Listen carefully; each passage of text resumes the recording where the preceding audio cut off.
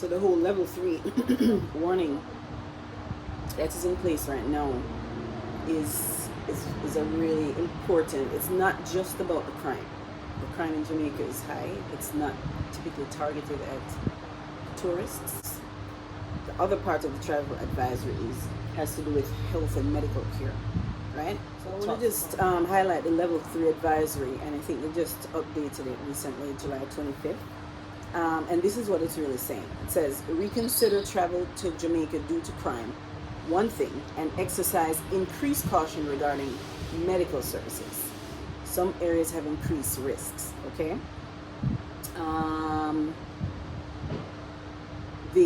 It says violent crimes occur throughout Jamaica. Tourist areas generally see lower rates of crime than other parts of the country. The homicide rate reported by the government of Jamaica is among the highest in the Western Hemisphere. Armed robberies and sexual assaults are common. I'll tell you that the sexual assault thing is big here. I mean, they don't discriminate either. Children, women, boys, everybody. Okay? That is true. The other thing that is true is the medical. So I was talking to you about the whole increase in accidents happening here on this highway in front of this new construction, where in terms of how Jamaican people are or should be protected, the government, some entity, should be ensuring that before these projects begin, the road is widened. It happens that way in the US. You have to open up the road to give people time to merge and reduce the speed limit in this area. That has not happened. You don't see no construction. Right. There's no construction zone, and then from this point to this point, you see any, the speed limit reduced. No stoplight, nothing.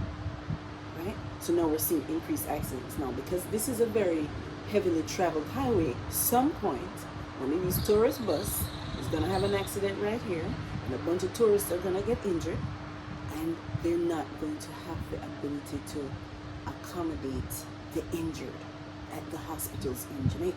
And that is true.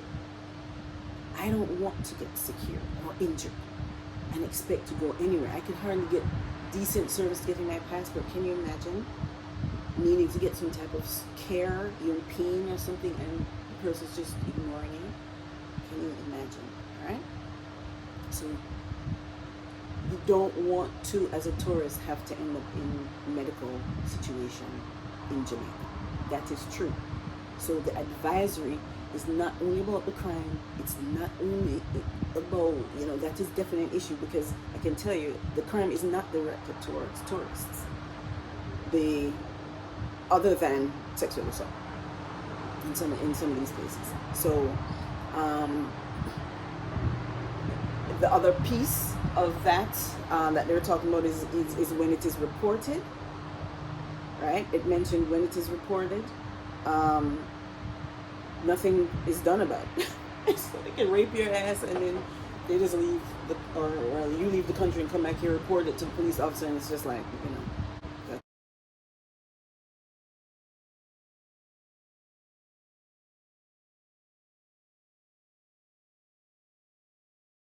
that is a real concern coming to Jamaica. And with this road situation here that has not been addressed, the speed limit isn't addressed, accidents are happening up and down here, eventually